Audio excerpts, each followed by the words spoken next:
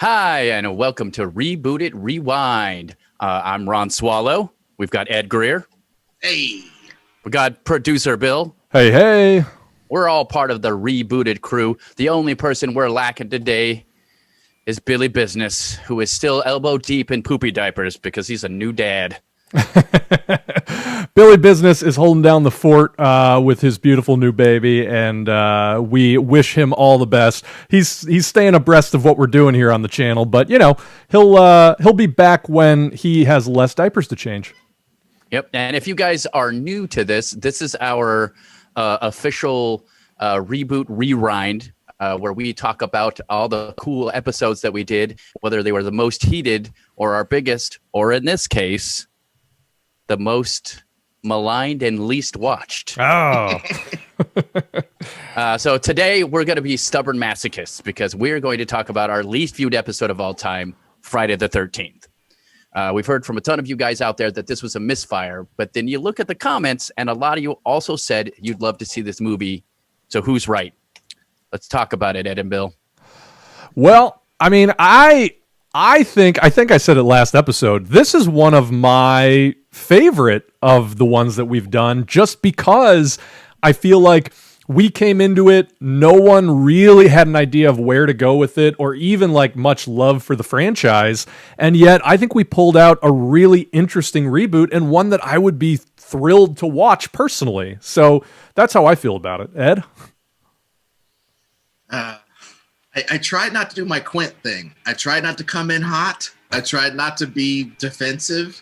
And it's already starting for me, dude, because I think, much like you, I'm even more vehement about this being one of our best episodes because of the fact that we rejected the lore, but yet, I don't know, we tried to elevate it, and we also tried to make it our own. We tried to make it modern. We try to do everything, bottom line, that a reboot's supposed to do.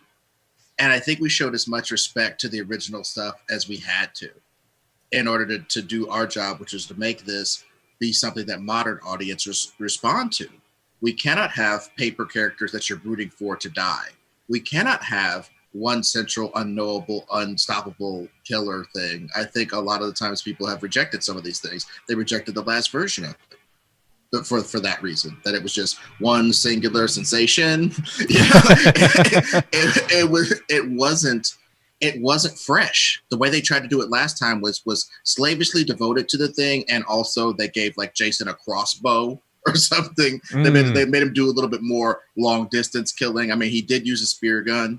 Yeah. But anyway, all I'm saying is... Oh, so they made him a huntress in Birds of Prey, in the new Birds of Prey. Well, no, it was like their whole innovation was, let's give him even more ways to kill people out of a summer camp. And that was kind of it. Yeah. So all I'm saying is we try to do more than that, and I think we got maligned for it, and that's why I got my back up a little bit. You know what I'm saying? It seems like we got maligned for like actually trying to be innovative. I think it's because people actually like this franchise. Hold on a second. We may have some issues in the stream. Okay. Let me check with the I'll check with the chatters because did the stream go down?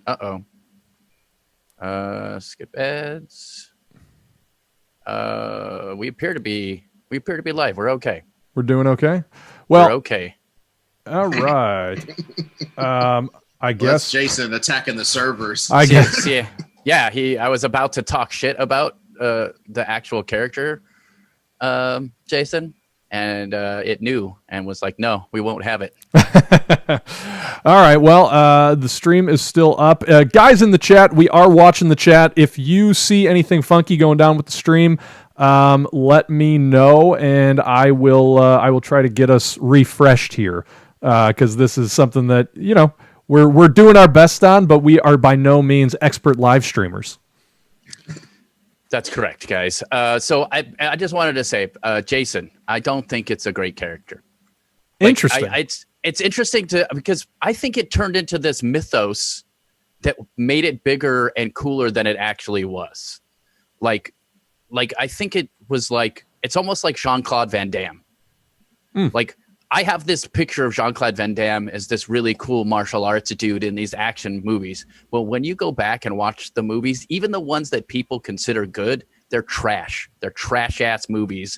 The only thing great is that he does do a cool 360 kick and the splits all the time. And that is a joke. And I think Jason became this joke instead of this terrorizing thing. And so people got so attached to it that they made it this, bigger, holier than thou thing. And I don't think Jason ever took itself as lightly as, say, Nightmare on Elm Street did, where Freddy was starting to be, this wisecracking character. So I don't know, just my opinion. And I think that that's maybe was in the back of my head while we were doing what we were doing, because, and especially since I only watched the first two anyways. Right. But one thing I think must be clear, though, I have watched, I think, every single one of these, except for, the one where he goes to outer space. I just couldn't really deal with that. I felt like that honestly, for the age I was at the time that sort of stuff was coming out, I felt like some of these people felt that, like, you're not respecting Jason. Respect what? As Ice Cube said, who are they to be equal to? You know what I'm saying? So it's like, respect what? I really dug into my own knowledge of the Lord, which I could have bogged the episode down with. Yeah. I've seen several comments saying that, oh, you guys didn't know enough about the Friday the 13th lore to make it really sing. That's incorrect. I know that in the final Friday or whatever the hell, Tommy, played by Corey Feldman, dresses up in black eye paint and shaves his head and presents himself as a wet boy to Jason and goes, "Hey, Jason, I'm Jason," and freaks Jason's mind out. And that allows him and another person to cleave Jason's head with a machete in a kitchen. I know that's how Friday the 13th, the final Friday or whatever the hell, ends, which is the fourth one, after the third one. And I know that somewhere in there, a paramedic that rescued one of his final girls or whatever, that guy got his son killed some kind of way. And somewhere in the series, he adopts the Jason persona because he just got locked by trauma and the fact that Jason killed his kid or something like that. And so he starts to take on the Jason persona himself for a couple movies. I know that. What did that have to do with the episode that we did? How would that have helped it at all? This has been the segment Ed defensively proves his knowledge of the franchise. Check this out. And Tommy, not Corey Feldman, because Corey Feldman had moved on to better things. Tommy later, in an effort to kill his own trauma from how, he had PTSD from his encounter with Jason, he goes to Jason's grave and stabs a big pike through Jason's heart. But lightning strikes the pike and reanimates Jason. How would that have helped our episode? You know what I'm saying? So it's like, we tried to kind of not graduate the idea. I'm not trying to say our ideas are infallible. Yeah. But this concept that it's more funny games, strangers, or the strangers, I guess, the people who knock on your door and go, is Johnny there? And you go, no. And they go, okay, are you sure? And they don't leave. And next time there's 2 or 3 of them on your lawn. And then one's at the back door. That sort of stuff, making Jason more of the amorphous, everybody could be a killer thing that we tried to do. I think was great. I think we stumbled upon a great thing when we divided the killer ship and made it not necessarily a mystery, but before we get into that, go ahead, Ron. Let's talk about how this even came about, because this isn't normally in what we do, right? I mean, it's the least obvious franchise in season 1. But it came out of a conversation about how we really needed to challenge ourselves to broaden from just superheroes and action movies, because that's pretty much what we've been doing. And actually, I'd say right now the debates that we have about what we're going to do are pretty heated and ongoing to this day. So let's talk a little bit about how we've all made it happen. And all the way, we should definitely mention Billy Business in this. Well, yeah, I mean, Billy was the one from the minute we decided, like, let's make a series called Reboot It. all of us were immediately drawn to like Spielberg or Lucas or just the big major franchises, and Billy was the one to say, look, we have to do more than just classic action movies and superhero movies. And Billy continues to really push, like, we should be trying to do children's movies. That's where Honey, I Shrunk the Kids came out of. He's continuing to push, we should be trying to do things that are outside of what we think is our comfort zone. And I think tackling one of the most prolific, certainly not the best, but one of the most prolific horror franchises of all time was us kind of dipping our toe in that direction. Let's take on a genre of movie that is not necessarily what we are known for. Yeah, exactly. And I know that I was uncomfortable with it at first, especially because I'm not a big horror movie guy, which I talked a little bit about. I used to have nightmares as a kid for stuff like this. So, eventually, now I don't have nightmares. I can watch whatever. I watch Supernatural. It's super scary, guys. Oh, God. We can't help but have a Supernatural reference. Go ahead. That's it. I mean, just like, and I really liked the challenge of taking this on, and I liked where we went. I was pretty proud of that one as well. Should we go through the pitch a little bit? Yeah, before we do that, let's take a look in the chat real quick. There's a couple people who had some interesting things to say. D's Reviews, who I know comments all the time, so thank you for being a fan.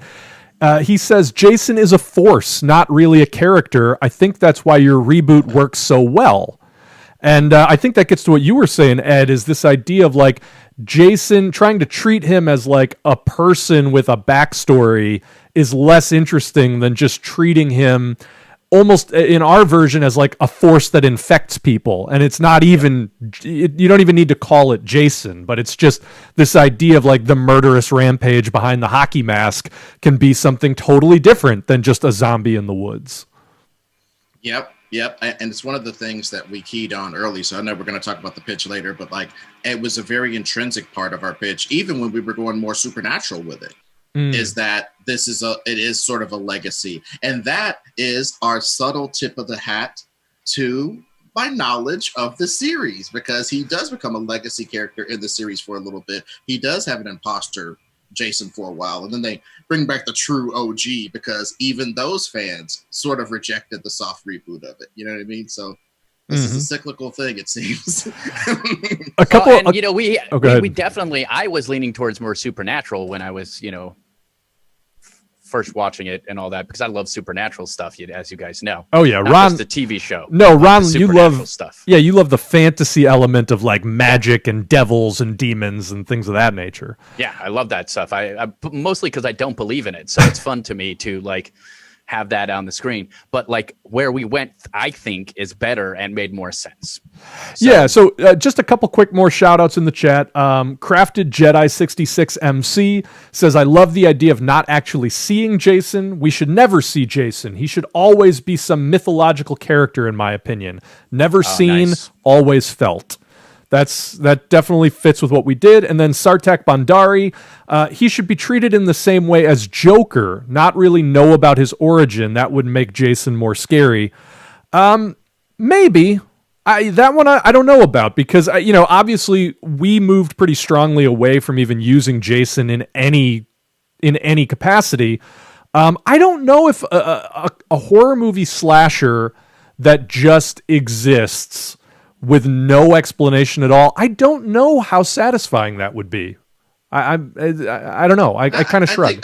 In the case of one singular killer, I do buy the idea that you must respect lore about that one killer character, because like you said, Bill, otherwise it's just chaos. But again, in real life, as we try to do it, chaos comes to you. And you don't have to have done anything. You don't have to have, done any. Bad stuff comes to you. And also chaotic evil exists. Yeah. You know what I mean? I think if you look at people's fascination with serial killers, people don't want to they don't want to not know why a serial killer is a serial killer. Everybody's trying to figure out why a serial killer is a serial killer. But also just one thing. even in real life, lore is an important part of catching one killer or understanding one killer. The FBI, once they figure out that you like pantyhose, boy, do you like pantyhose. And why do they all have She-Hulk comics around the bodies? What's up with this? You start to identify who the person is. This is the She-Hulk pantyhose killer. Yeah. You know what I'm saying? As Patrice O'Neill talked about, this is the Pepsi sex assaulter or whatever. You know, they get these names, the Tooth Fairy, the BTK. So but that was always a weakness in Jason. He didn't pick one murder method. He was just murdering all willy-nilly with all types of stuff. Haddonfield guy has a knife. Freddy has a claw. You know what I'm saying? He didn't even have a trademark thing besides the machete, maybe. Yeah, I mean, I think, again, just from a storytelling perspective, if you think back on, like, even the original Friday the 13th, if you go through that entire movie, they reveal the killer is some middle-aged lady who's just been picking off campers, but then they don't actually give you any indication why she's doing that. I just feel like that's a very unsatisfying movie. And even if it's something like the original Nightmare on Elm Street with Freddy Krueger, right, who's very striking and interesting just in his appearance and the way he kills people, that's great. But if you don't have that ending where it ties it up like, no, this is why he is killing people, and it's actually a reflection of like the sins of this community, that movie loses something really vital. And I think that would be my only pushback on the idea of like treating a horror movie killer as just an unknowable force of chaos vis-a-vis the Joker. I think that would be really unsatisfying in a lot of ways. So. Well, I mean, and just to be fair, the Joker has worked. The Joker himself has worked both ways as an unknowable, supposedly now with an unknowable thing, which is the Dark Knight one, as well as the boy. This guy really didn't take his meds. Boy, he has some particular fantasies. Boy, you know what I'm saying? His stand-up comedy is bad. I feel for him. You know, this sort of Hitler used to paint thing that they did with Joker in the recent $1 billion grossing movie. I could see how people could be enamored with that and see how we could put that approach to Jason. And if we were doing a singular killer, I would be very open to some sort of exploration in that manner. But again, what we decided was the idea of enacting sort of a vicious anti-justice on the people around you. Yeah. You know what I mean? Yeah. That is scary as hell, man. My neighbor could decide that he doesn't like something about me and just decide to end me in that fashion. Yep. That's so much scarier than I have to go to this camp. I have to be doing bad. You know, all these criteria, we remove those, and I think it made it scary. All right, well, then let's get into the pitch here. Let's do it. We had a debate about supernatural evil versus murderous human evil and which one plays better in movies. We leaned into A24 style of psychologically disturbing horror where the supernatural elements are subtle and overlap with madness, like in Hereditary or The Witch. We went even further and tried to answer the question, what makes modern teenagers feel the most in danger and embrace the threat of violence from other random kids around them? We then explored the creepy disassociation of wearing something like a hockey mask. And we ended up with the killers being a small clique of 14-year-old girls who find old hockey masks at Bible camp and begin an inexplicable game of murdering people. We decided that rather than tell the story as a mystery where we don't know who the killer is, we make these nihilistic girls our main characters and track their horrifying descent into serial killing. They push each other into more and more horrific violence until they come to the point of their urges forcing them to kill each other. That's basically what we did. For the cast, we had a hard time casting in the movie because the whole cast has to play age 18 and younger, and we just didn't know enough young teen actors to really reliably fill out the cast. We're not Chris D'Elia. John Peters. John Peters demanded Taylor Swift be included in this movie, so we made her the most likable of the crappy cap counselors. We think she might be the final girl versus these crazy kids, but she gets killed by the midpoint to shake the whole audience out of their comfort zone. And finally, to direct, we had two strong choices, either Bo Burnham, based on the strength of his work on 8th Grade, or Jeremy Saulnier. I can never say it. Yep. Saulnier, director of Blue Ruin and Green Room. I can never say that guy's name right. So now that we're several months removed from it, what do you guys think about the episode? I feel like we think it holds up, or do you think we just got through it? Well, I just want to jump in here and say it is a tiny bit of a slow burn. I listened to it yesterday. Yeah. And as we're trying to work through what we're going to do, I could see if somebody was like, I don't know if I am all the way in on this process because it seems like they're going to come up with a sort of Native American burial ground is where Jason's body was, and an ancient elk mask is put onto the body. You know what I mean? It seemed at that point we were headed in that direction, and I gotta say, I was driving that truck. Honk, honk. Big Marge, baby. I was driving, in full support. Dude, I was driving that crap truck to Shit Mountain, you know? and Bill said, look, I got to be Mr. Conductor real quick. We got to decide if we're going to do that, which sucks, or decide to like diversify our options or whatever. And I think early on, Billy said killers. Yeah. Some kind of way, you can watch the episode yourself and see where, but some kind of way, Billy said killers. Yeah. And it just spun us and then we went away from it, but we spun back to it, is what I'm saying. Yeah, it's interesting because I did feel very much just like a conductor in that episode because I didn't have a strong preference one way or the other, but I saw the division as clear as day. And that's why I kept refocusing it. Like, guys, we have to make a decision here. Are we talking about like ghosts and demons and curses, or are we talking about insanity serial killing?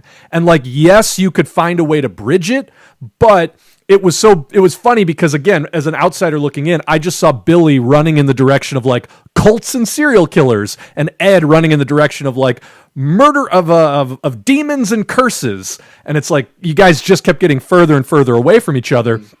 And I think that at the end of the day, yes, I totally agree with you. We went through a weird, long, winding road, but we did end up somewhere that has like, again, it's like Ron just said, that hereditary or the witch style hint of a curse, but all of the horrible stuff that's happening is being chosen and perpetrated by normal people. And that was something that Billy came in really strong with. He was like, look, guys, if we want to talk about where do teenagers feel the least safe, it's just around other teenagers who might, basically we were talking around the subject of school shootings, which is very sober and somber. But when you take it out of that milieu, there is a very, very visceral, foundational fear that I think this movie ended up addressing. Yeah. I mean, I think we all had a person we knew in school that we were like, don't mess with that dude. We don't know when that shit is going off. I feel like when you're in a camp situation where you can't go anywhere else and a couple of those kids might be there. Yeah. Ooh, that could make you nervous. And also, though, the thing we added was obviously we did not invent women in horror being the perpetrator on any level. But I think this might be the first one that doesn't have any social justice angle to it at all. You know what I mean? Yeah. This is not women taking back the night. This is women taking the night, the day. Anytime you're off by yourself at this camp, a girl, not a woman, a girl could murder the crap out of you anytime you're away from the group. Yep. And frankly, it could be sometime where you're with 5 people, but it's you and 4 killers. Sorry, you lost. Yeah. You know what I mean? Just introducing that angle of it was super cool. And I think I even said it in the episode, we end up with a Heathers where all of the girls in Heathers, all the mean girls, as it were, are Christian Slater and Winona Ryder. Yep. And the whole, even if we weren't going to do the whodunit, but I think I said something about like, imagine you were involved in a bunch of killings and then the people you were killing with start getting killed. How scary that could be, Which I think is still super valid. We didn't go down that road necessarily in the episode, but it could absolutely play into the second half of the movie. But I think, Ed, everything that you're talking about is so spot on. And what really, every time I write a story, and this is a very personal thing, but for me, every story is foundationally about belief. And I think one of the most compelling explorations that a narrative can do is to explore the idea of nihilism, the absence of belief. Because to me, that's the most threatening thing on both a personal level and a societal level, right? People who live without reason, I will do things just for the sake of doing them without any sort of ethical or moral code. And I think that's ultimately what this movie ends up exploring is like, what if you had a group of girls who maybe through the influence of something supernatural, or maybe just because of something unexplored in their past, just decided we have the right to kill whoever we want to kill. And it's so chilling. And then to watch that madness play out on screen, I think that's something not a lot of horror movies do. It is, we said it in the episode, but it is almost The Shining, which nobody really tries to touch anymore in horror. Yeah. So Sam Anderson said, that Friday the 13th started with a woman killer to reboot with girl killers is thematically clever, even if unintentional. So that's a good point. Well, and also one thing I'd like to say about that in particular, when we're trying to discuss who the killer is, why they need to kill, all this kind of jazz, even in the original stuff, it's about unresolved trauma. Bill, you said earlier in the original movie, and I'll push my glasses up, and I have them for that purpose. They're just empty. There's no lenses in here, but I just push them up to be a dork. But in the first one, they do explain why the mom kills. Yeah. Eventually, It's a flimsy-ass reason. It's just that, yes, my kid died 20 years ago, but now you're going to open up this. It's almost like she saw his death site as a holy place. And they were desecrating it by opening it back up to kids because she felt as though, yes, you're desecrating my kid's grave, and also you are doing the same negligent stuff that got my kid killed in the first place. So you're going to kill other kids, so I'm helping. Yeah. Those two notions combine to give her, in her mind, a real reason to do any of this. But the bottom line is, it's from her unresolved trauma over her son's death. This whole thing wouldn't have got started if this bitch had went and seen a therapist. You know what I'm saying? Totally. So like, or kids, taught her kid to swim. but these kids, but that's horrible. I'm just saying, take responsibility where responsibility is due, my friend. I think you're right on though, Ron, because like, Ed, everything you're saying is right, but like her rationale is ultimately psychotic, right? Like there is something unhinged about that rationale. It's somebody else's fault. That's how psychopaths always are. It's always somebody else's fault. It's never their fault. So like there's some reality in that, but I wish it had been addressed because personally that's what I actually do feel that. I learned to swim when I was very young. Throw me out in that lake, I'll do fine. Well, dude, I remember at the Y jumping off the high dive and having people beckon me off the high dive, like all the little kids, like they don't want to do it at first, so you have to beckon them off. I remember that moment specifically, like the lady making a basket for me to jump into, so I could jump down. It's so ridiculous. But what I'm saying is, these kids, whether we explored it in the movie or not, this comes from someplace. These kids have lost the respect for human life somewhere along the line. And every kid doesn't do that. But what we're trying to explore is, who are these kids who are so desensitized that murder is a game to them? Who are these kids who, again, can do like the crazy first lady in Jason's mom? Who are these kids that can construct some intricate lattice work that says it's okay? This new rule book in their heads that says it's okay to do all this. All of these things are very scary to me. And I think it also embraces the fact that we think of children as other. Once you get about the age that all of us are, a teen might as well be John Jones. A teen might as well be a damn alien. For as much as we can understand what may motivate them or whatever. And for a second, when you said John Jones, I thought you were talking about that really good MMA fighter. Yeah, no, dude. Man, John Jones. Just for a second, is the truth. But no, but you know what I'm saying. But yeah, I always give everybody stupid regular name. I call it the Superman Kal-El probably. So all I'm saying is, we explored that because by the end of it, we got a true Lord of the Flies. All of the adults are dead. The adults dying somewhere in the middle is what lets the rest of the story happen, because these kids are away from their phones. The mean girl, tough people personalities kind of probably take over the camp. I mean, this is me headcanoning, but they sort of take over the camp like, we're not walking towards the road. We're going to stay here because somebody's going to find us. You just chill out. And they got this captive group of people who are bullied into just staying in the camp even after all the counselors are dead. And they're picking people off, and the kids start to get more and more feral. And you don't even know who's the crazy kids. Maybe in the middle of the third act, there's no accounting for who the crazy kids are. They all got spears and are naked and smeared with stuff. Not naked, but you know what I'm saying? They're all Dutch from Predator. Imagine the last 6 kids being Dutch from Predator, out in the woods getting stabbed up. You know what's funny? This may have come up in the episode, but even just hearing you talk, Ed, a great title for this movie would just be Camp Crystal Lake. You know what I mean? Like it's less about Friday the 13th or Jason, and it's more about like this camp just becomes a hellscape. And it's I don't know, I think it'd be a fun way to revitalize this franchise. Yeah, that's the whole point, guys. We thought this would be good, and it is good. And if you think it's bad, you're dumb. No, I'm just kidding. That's not nice. I shouldn't say dumb. Well, we appreciate. We appreciate the feedback, and we appreciate the love that we're getting in the chat, because it does seem those of you who are in the live chat right now seem to overwhelmingly have liked this episode. So thank you for the support there. Yeah, I guess the haters didn't show up to hate live.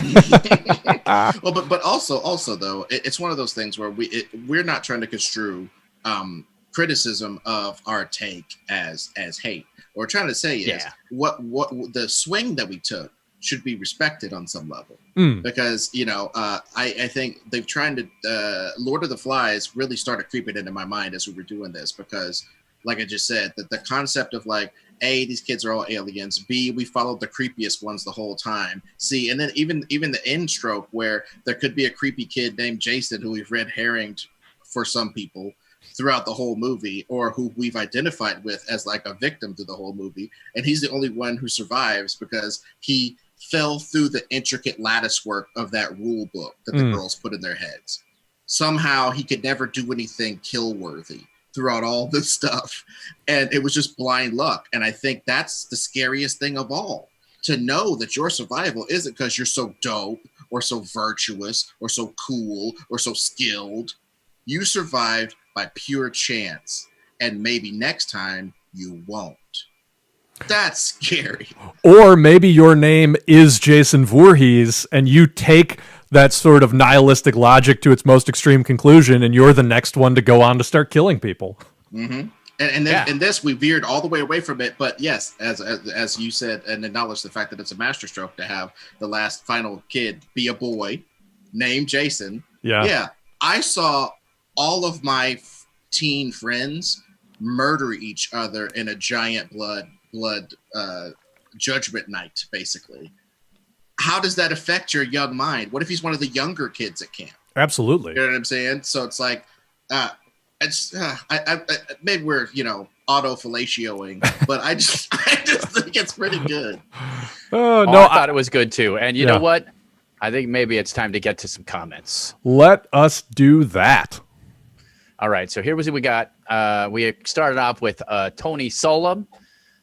Tony said, I was kind of hoping that the reveal at the end, when the girls were questioning why'd kill so-and-so, it was going to be that neither did, and there was going to be a third killer that actually was going to be Jason type to feed into the legend of the killer. Yeah, I mean, I feel like maybe we've covered this ground already, but the idea of like trying to shoehorn an actual Jason into this movie feels like it's missing the point. I agree. Yeah, so and it's funny because I feel like some of that is going on in the live chat right now. If you're following that, like a lot of people have been talking about like, oh, how do we get Jason into the movie? How do we get Jason into the movie? I don't know that you have to. And I feel like maybe something to talk about here is that sort of fundamental devotion, especially in a horror movie, right, which really lives and dies on its ability to convince you that anything could happen at any moment. Having that level of dedication to the one interpretation, I think it handcuffs you, especially after 12 movies. You know what I mean? If this just becomes another exercise in like waiting for Jason to show up and start hacking with his machete, it's just, what is interesting about that? I don't care if you get the most talented filmmaker and the most incredible cinematographer and, you know, just production design the hell out of it. Like, you put all of the production value possible into a movie about Jason killing people, it is not going to be an exciting movie. I just don't think it will be. Well, I mean, but first of all, they just did it, like in what, 2011 right, or something? exactly. Yeah, they kind of did it. I mean, that movie looks like a Benetton ad or like a freaking Calvin Klein ad or something. That sort of beautiful Simon West, Michael Bay sort of situation. Like, you know, they shot it like that, and it just sucked everything out of it. The low budget aesthetic of the first ones was part of the charm. You know, they didn't quite have enough money to pull off some of this stuff, and they had to do so many things practically. I don't want to be the guy who everything practical. I don't want to be that guy. Sure. But with horror, if you can pull it off, you should, right? Yeah. You know, I mean, they're small budget horror movies for a reason. Like, it's people can go and really enjoy a good horror movie and you not have to spend money on it as well. Like, if it's done right. I mean, what does the Blair Witch cost people? And that shit was genuinely scary. But and also, just to be fair to the Jason heads, it is almost like you're doing, hey man, we're gonna reboot Friday the 13th, and it's gonna be the neighborhood people are the villains now. And there's no Freddy. Freddy's an idea that infected the neighborhood. And now the parents are molesting people and killing. I could see how that it could sound like that to people's ears, what we did. But the problem is Freddy has 150% more interesting origin than Jason. Yep. So does arguably Michael Myers. But you got to at least give Michael Myers the edge on being the first of this new crop. Who are the Candyman even? I know the chat might light up with this. He's comparing Jason to Candyman? Blasphemy. Candyman got 1,000 times better story and more reason to be a killer than Jason does. There's just over and over all these other places that people would be slavish to why this individual personality has to be the killer. I could see it on everybody but Jason. Jason's particular story is one of the weakest ones. Yeah. So Sarthak asked something I think is actually kind of a good question. So what is constant about the Friday the 13th franchise? Why does it need to be Friday the 13th? I mean, the first one is because it happened on Friday the 13th, if I remember correctly. I mean, the real answer, just to be fair, the real answer is they were looking for another holiday like Halloween to base a thing on. They came up with the concept Friday the 13th before they had a lick of story. It was literally written on a piece of paper Friday the 13th before there was any story. And I think to answer that question too, the consistent thing is the iconography. The consistent thing is the hockey mask, the Camp Crystal Lake, and the idea of punishing teenagers for being shitty by whatever your definition is. And even, again, in the Pamela Voorhees realm, maybe that definition is itself kind of psychotic. And I think that we kept all three of those things. You know what I mean? Like, to me, that is the genius of this reinvention, is it's like, no, we're not talking about like a group of serial killers in Beverly Hills, you know, how do you make the bling ring about serial killers? Totally get it. And by the way, there is an argument to be made that as long as it happens on Friday the 13th, you could call that a Friday the 13th movie. But I think to give the fans their deference, you keep the iconography. You keep Camp Crystal Lake. You keep the hockey mask. You keep the sort of nihilistic killing. But how do you explore all that stuff from a totally different angle, which is what we were doing. Yeah. And we did get somebody, Darren Bannister says, on behalf of all the haters, we don't think you're hater, by the way. And we're just using that phrase as like, just like Ed said, not haters per se, just people who disagree, which is totally cool, by the way. This may be a good story, but without Jason, it's Friday the 13th in name only. So might as well be a new franchise, not a reboot. I would like to argue that the first movie, Friday the 13th, only has Jason for a split second. Also, my only counter argument to that would be everything I just said to Sartek's comment is like, if you're keeping the iconography, if you're exploring the same themes, if you are literally dissecting and deconstructing everything that the Friday the 13th franchise is about, it's a Friday the 13th movie. I'm sorry. Yeah. And also, if you keep that the stroke at the end of Jason being the survivor kid. You Oh. still have Jason in it. Jason was in the whole movie. And you as a fan were sitting there the whole movie going, the world's falling apart around this little kid, Jason.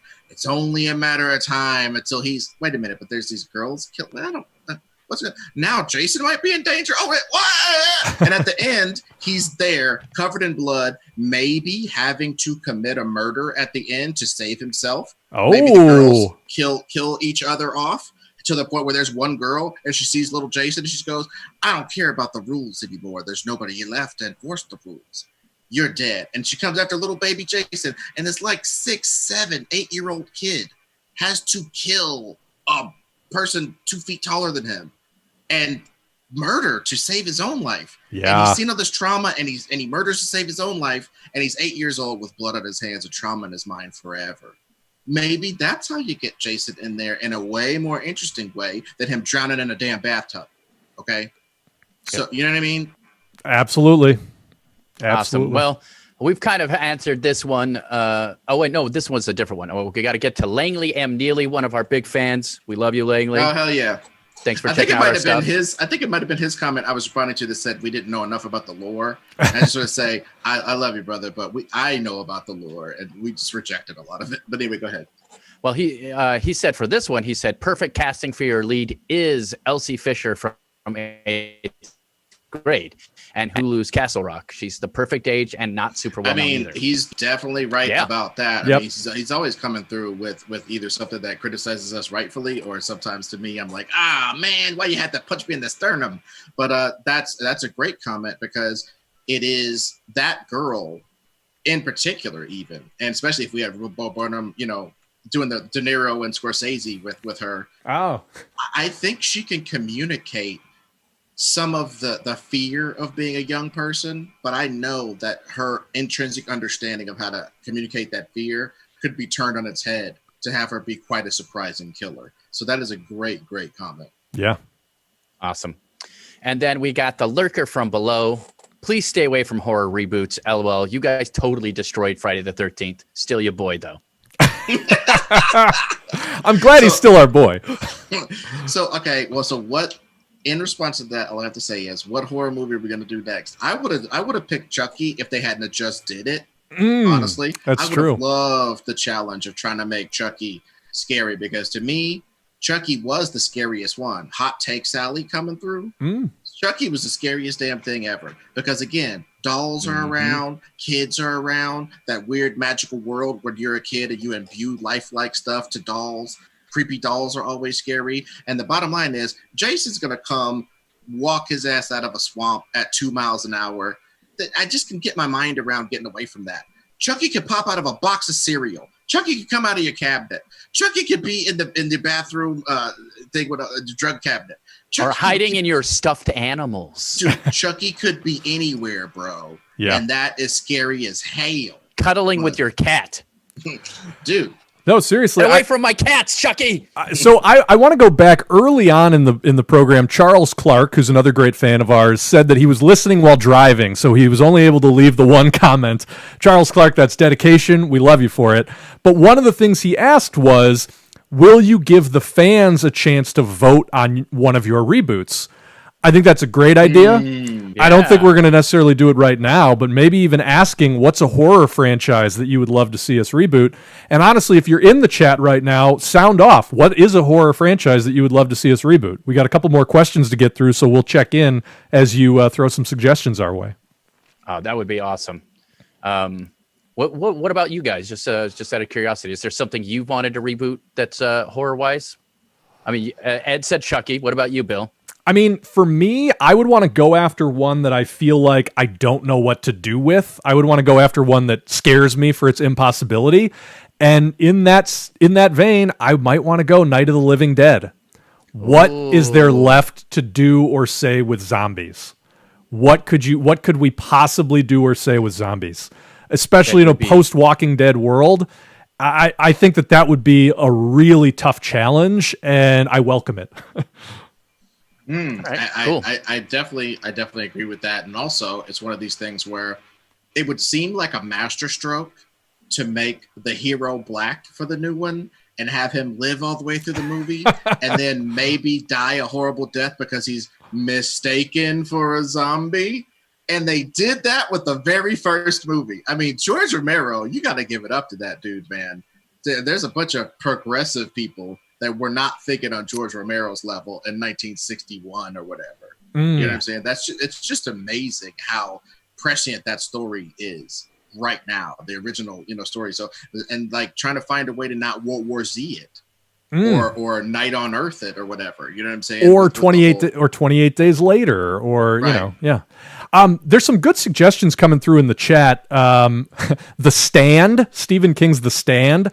Ooh. Love that suggestion. Exorcist, which I think for me is the scariest horror movie I've ever seen and is sort of on hallowed ground as far as horror movies. So yeah, I could get down with being blasphemous *2 in that one. Both cinematically blasphemous. They kind of already did it, but The Shining as well, I think would be, that'd be very scary to try to reboot just because you gotta get iconic roles. You gotta do differently than the movie, maybe differently than the book. I mean, like the decisions to make in that type of thing. That's what's really funny too, Ron. The Shining is now a franchise because they did Doctor Sleep, which was a literal sequel to The Shining. Yeah. So, which was also, it was trying to be a sequel, and I'm not trying to diss by saying trying to be, but it was attempting to be a sequel to both the book and the movies, which is crazy. That's crazy hard, and I appreciate the director, and I think he also wrote it too. Yeah, for trying to do that. He did. No, it was. I appreciate that so much. I would say that was not a successful movie necessarily, but for what it was trying to do, it was super ambitious and really well constructed. One last thing from the chat: a couple people said Hellraiser, which I have never seen, but also an interesting, I love the concept of sort of it's very Lovecraftian when you get into the mythos of Hellraiser, and that in and of itself intrigues me. Well, and because people would be it'd be another situation like Jason where people are so attached to the pinhead of it all that I think that would be an interesting way to try to go around that and either use or not use the character. So yeah. Well, also the thing about The Exorcist to me is like, I think that might be the one I'm most scared of, and I don't mean in the you need to run towards that way. I think I'm most scared of that because honestly, even William Blatty doing Exorcist 3, the actual writer of the novel directed the movie of Exorcist of his novel about the sequel to The Exorcist. And it had one of the best jump scares in history. It's got deep mythology as to the actual demon that's inside her. It's Pazuzu or whatever, not the actual devil. So Pazuzu is doing this and all this kind of. It's just so deep and cool, and to me, it's kind of untouchable. However, The Stand is unwieldy as hell. It's Lord of the Ringsian. Yeah, it's the Lord book of the Ringsian in the book is that way. So, but that's what I'm saying. I think that to me is what I would like to carve into. Like, look, I'm gonna kill a dinosaur. I'm gonna kill a brontosaurus if I'm gonna kill a dinosaur. That's all I'm saying. There's a lot of meat there. I'm gonna kill a diplodocus. You know what I'm saying? I'm not gonna kill a compy. There's a lot of meat on the bone of The Stand, and there's a lot of ways. And we gotta, the hand of God comes down and smacks a nuclear missile or something to end that book. We are not doing that. There's some nonsense in that book. What would we do? You mean like all of Stephen King's endings? Well, no. And also, I would be, I guess, on Magical Negro Patrol in the movie, trying to figure out how to unmagical Negro some of that stuff. You know what I'm saying? So there's a lot there. If out of the choices that were just put up, I would put my vote in for The Stand, just because it's about a pandemic. I don't want to be on the nose, but it's about how a pandemic metastasizes into a supernatural war over the fate of the earth and revelations and stuff. Yeah, it's very biblical. So big. Yeah, absolutely. Because the Friday the 13th episode had so few comments, you guys share the love. Tell people about our Friday the 13th, and we'll get more comments on it. Maybe we'll do a reboot, rewind, and read more comments. We're definitely not doing that, but it's funny. Look, that's my job. All right. So we're going to be the snake that eats its own tail. We're going to address a few great comments from previous rewinds. Because there was none on the Friday the 13th. Get your shit together. William McSwain. said, I love the show and you guys on all your platforms. And I've been thinking about this concept and this particular episode a lot. One of the things that I've been coming back to is that it can be really hard to reboot properties that have been paramount to our time, 1990 through the present, because not enough time has passed. Although several properties have been actually rebooted in this time period, Batman in particular. But I think some interesting reboots can happen from much older properties. I was watching 20,000 Leagues the other day, and I was like, wow, I wonder what this would be today. The Invisible Man is a great example of this in action. What would other turn of the 20th century sci-fi and horror things, thinking Jules Verne, H.G. Wells, Lovecraft stories, those properties haven't seen a reboot in so long. I would love to see y'all's takes. You know, we've talked a little bit about this off the air, but I think that there is something to be said for us rebooting the Universal monsters, for us rebooting the dark universe, as Universal was trying to call it. Yes. And maybe not necessarily one at a time. You know what I mean? Like, I don't think we should just, how do we reboot The Invisible Man, for example? Because they just did it and did it well. But, like, how do we take that entire concept? I mean, I think there's an interesting discussion to be had about, like, look, how do you even structure that? If you do want to create a shared universe out of Dracula, Frankenstein, the Mummy, The Invisible Man, Creature from the Black Lagoon, etc., how should you even enter into that franchise? Could be an interesting discussion. I don't know. Absolutely. Any of those other turn of the century stories that you guys would want to revisit? I mean, I would love 20,000 Leagues Under the Sea. I think that's interesting. Yeah, I think trying to figure out. No, go ahead. I want to do League of Extraordinary Gentlemen. That's not. Yeah. That's not actually, one of the ancient ones, but I want to do League of Extraordinary Gentlemen. Honestly, Ron, I think that's great. That'd be a sick way to do the Universal monsters. If your entry into it was through the League of Extraordinary Gentlemen, because then you have like a team of good guys and a team of bad guys, sort of a thing. Well, yeah, and I think they did that in the League. Correct me if I'm wrong, but obviously Dracula is a villain in League of Extraordinary Gentlemen at some point. I think obviously Mina Harker got bit by him, and she's got some kind of weirdness about her now that she's a former vampire familiar. I don't really quite remember. Yeah, play with all that stuff, and maybe Dracula's not dead, because I didn't read all the comics, so maybe Dracula comes back to menace them. I could understand why that would happen. But, well, they didn't, I don't know. There's a lot of interesting stuff in there, and and you would probably be able to get more permissions to do things with it now, because like the main character in the comic book is Bond.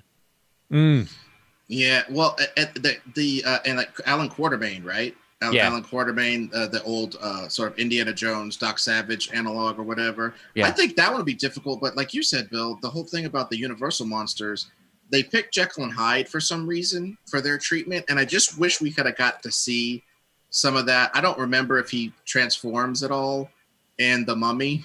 If Russell Crowe playing I never saw Dr. Jekyll. Yeah. I don't think that happens. People in chat can correct me if I'm wrong, but like I would have loved to seen the 21st century treatment of Jekyll and Hyde. Like if you could turn into a whole nother personality, and it's not going to be like the Nutty Professor, and it's not going to be some giant man like League of Extraordinary Gentlemen. What would that other personality be doing? I guess Stephen Moffat and the guys who did Sherlock tried to do a Jekyll and Hyde show, or they did a successful Jekyll and Hyde show. I don't think it was successful, but they did one. Yeah. yeah. So like, it's a hard concept to embrace for right now. Like Frankenstein's, it's science gone wrong. That's what it always. That's what it is, and it's like. But it's also exploration of the id more than Frankenstein. Well, of course, I know. Yeah. I'm just saying, like Frankenstein is even more unwieldy than Jekyll and Hyde is. If you think about it. That's what I'm saying. Like, it's like trying to put together. Like, we don't even think of science working that way anymore. Yeah. So if we would have to literally be talking about genetics. Yeah, exactly. He'd be like, and then you look at Frankenstein. Frankenstein would be the movie Splice. Dude. Yeah, totally. Frankenstein would be the movie Splice. Totally. Yeah. We're starting the episode already. We gotta rein this back. All right, let's go on to the next comment. Well, before we do run from the chat, a couple other interesting comments in here. Somebody suggested, Sam Anderson suggested Metropolis, the most influential sci-fi film ever made. I am very intrigued by that. That could be That could be really interesting. I've never seen it. Well, Metropolis is a black and white silent film from the 1920s made in Germany, widely considered to be the first sort of proper science fiction film ever made. The first science fiction film that actually dealt with the classic themes of science fiction, which was sort of like the trajectory of humanity, class divisions, technology, whether it's for good or for evil, that sort of thing. Before Metropolis, science fiction had sort of been the trip to the moon, shooting the giant pie-faced moon with a toy rocket and seeing him make a sad face, that whole thing. So Metropolis was the first movie to take science fiction seriously, and it holds up. That is a really interesting suggestion. Oh, and one now thing, I gotta watch it. Maybe this is $1 billion idea I'm giving away right now. The only way you do 20,000 Leagues Under the Sea is in fucking space. If you do it if you do it actually under the sea, it doesn't have the exploration thing. You do it in space, there's a black ass space monster. It's like looks like a field of stars, and it comes around your ship and it like attacks you and stuff. And you don't have all the Star Trek technology. You're like one of the first people to get this far out in the space, and it's like a space squid that you have to fight off some kind of way. I don't know, like Moby Dick in space too. Do with that what you will. I won't. But like any of that stuff that has the ocean. Doing it in space seems like the natural progression because it has the deadliness that the ocean held for previous generations. Yeah. You know what I'm saying? That the ocean was outer space for every generation up until about 100 fucking years ago. Yeah. Okay, so we could redo Attack on Mars. What is that? Well, hey, let's reboot Jaws. We'll have all CGI shark. It's smoking a cigar the whole time, baby. John Peters kicks in, goes, "That's a great idea," and then we're all screwed. Love it. All right, Ron, move us on. From Catch, CACH. I always loved Ron, but this confirms it even more. What a great human being, happy, trying to make things better and trying to make himself better. I remember in some episode after this, he mentioned taking a masterclass, and I love that he was honest that he wants to get better at storytelling, leading him to take a masterclass. Ron, you great. Also, not to ignore anyone else, love the honesty, not the facade of show business, but willing to admit everyone is quirky person and isn't perfect. Thank you very much. I am great. I'll take that. No. That's the thing is like I have honestly never thought I was great. I've always thought I had work to do. And I think that's an important thing to think about yourself. It's okay to like yourself, obviously, but you also should recognize that you can constantly be improving and taking the steps to do those sort of things.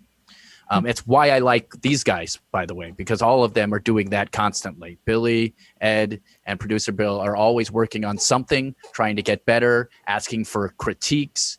People who are cocky will never ask you for their critique. They don't want you to critique them. They know that they're good the way they are. Bill sent us a treatment for something he's working on. Can't talk about it, but he asked for, feedback. And while I personally didn't think anything was wrong with it, that's like a thing a person who is respectful and also recognizes that they can be improved upon does. So that's all we're always trying to do, I would guess. What about you guys? No, absolutely. And I mean, just speaking to that point, Ron, I love getting feedback, and this goes back to my art school days, because as great as you could possibly make something in your own head, you don't have anybody else's perspective in there. And for me, I love handing off material to you guys, and I think this is also why the show works so well, because you guys are going to read it and bring to it a completely different set of expectations and life experiences that I could ever hope to have, and that's valuable. And I think the great thing about finding a creative community is you need to find people who, number one, can speak the language with you, know enough about storytelling and how this shit works that they can actually have the conversation, which you guys and Billy absolutely do.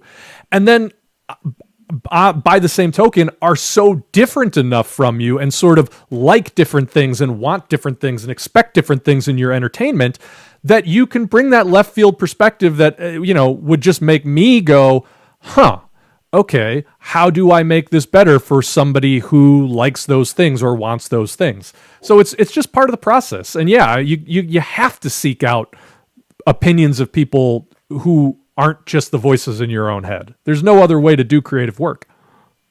Mhm. And my only contribution to that, because it was so perfect and eloquent, I'm not going to try to restate any of that, reiterate none of that. That was fantastic. The best thing is about other people's perspectives is, and I say this with the most love possible, that doesn't mean you got to listen. I'm not trying to be a jerk about it. It's you need to field opinions to be able to have a field of opinions.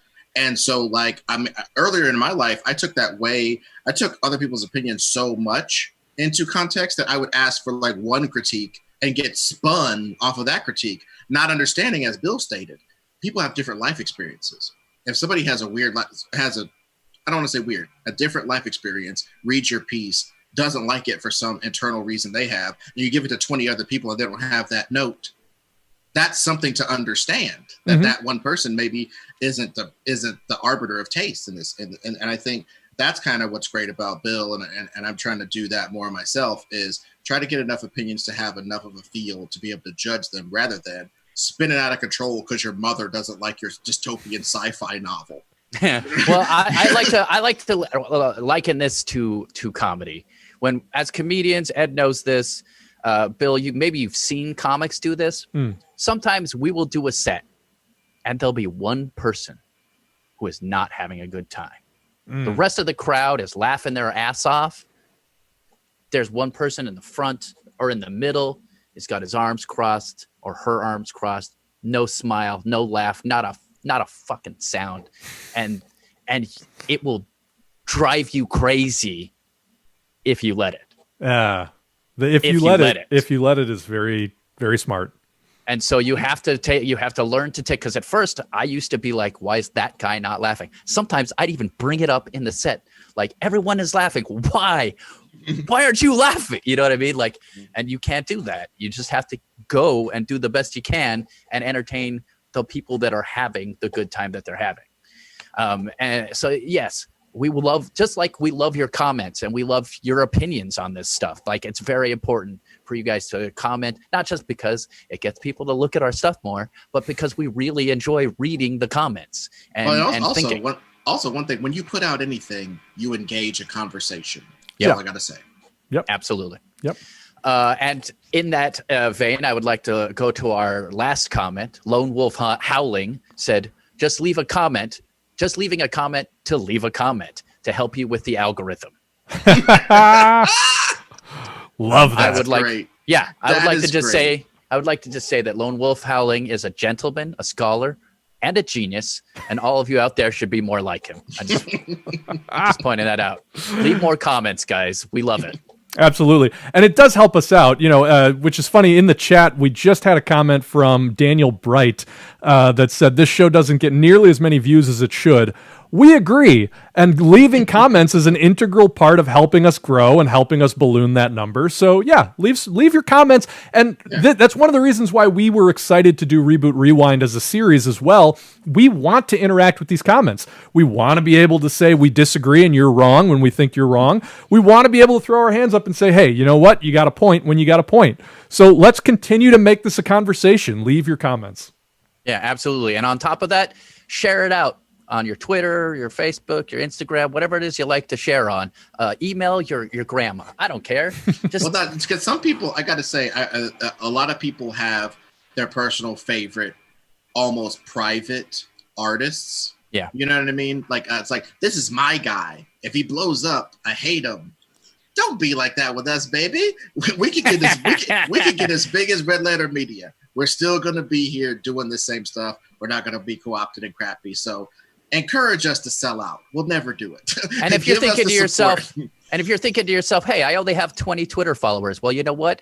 If 100 people have 20 Twitter followers, you see where I'm going with this, you guys. I was about to see how were you going to get out of that Dick Grayson math flip you were about to do. I mean, 20 times 100 is not that difficult. But anyways, diverting from the math real quick, couple quick other suggestions in the chat. We had a couple people who chimed in and said Metropolis is a great choice. That has got to be one of our discussions behind the scenes. Somebody suggested Alien. Talk about really cinematic. Yeah. Cinematic blasphemy. Just my reaction. I think we have to do it. Oh God! And then somebody also suggested Godzilla, which I feel like kind of goes to Ed's point about Chucky. Like they are in the middle of a reboot of that right now, which I don't know, somewhat successful. Also one though that I feel like I don't even know what we would do with that. So maybe that's another good reason for us to tackle it. I don't know. Oh, well, no, I think the thing that's hard about Godzilla, just very quickly, is the thing that they're running into. How much personal drama do you put into a thing about an unknowable giant monster? How much he's our great protector do you want to do versus he's a force of nature? That juggling act has 16 balls, and it's really hard to keep that coordinated. They're always erring on one side or the other. The first one they did kept Godzilla at such bay that you couldn't relate to him. This last one, a camera goes with him to the center of the earth to gain power or something. It's like the pendulum keeps swinging all over the place in these movies, but they always insist in having this strong human through line. Like the problems in this family manifest in Godzilla. Yeah. And it's like, at a certain point, that is utterly ridiculous. At a certain point, that's ridiculous. Well, it's just like if we were trying to take He-Man too seriously or Super Mario Bros. Too seriously, it didn't make them comedies. Like sometimes Godzilla's great because he's fighting some monsters and you just have things explode and people have to survive during a disaster and then that's it. Well, yeah, but again, I think we would run into the James Bond problem with that. Yeah. I.e., Pacific Rim is a better Godzilla than Godzilla, as is, for my money, Cloverfield. I don't care what you think about shaky cam or totally J.J. Abrams or none of that. Go back and look at Cloverfield. That's a better Godzilla than any Godzilla you ever seen, unless you're just a true devotee, which I agree with your opinion. Absolutely. But for my money, the best new treatments of that were the things I just said. There you go. Yep. Well, guys, before we get out of here, jump into the comments of this video, not the live chat, but the comments, and tell us what you think we should rewind next week. Yeah, absolutely. So that does it for Reboot Rewind, everybody. On behalf of myself, Ed, producer Bill, and Billy Business at home, we want to thank you for watching and being part of this special community we built here. We love you guys. We'll see you all next time. Bye.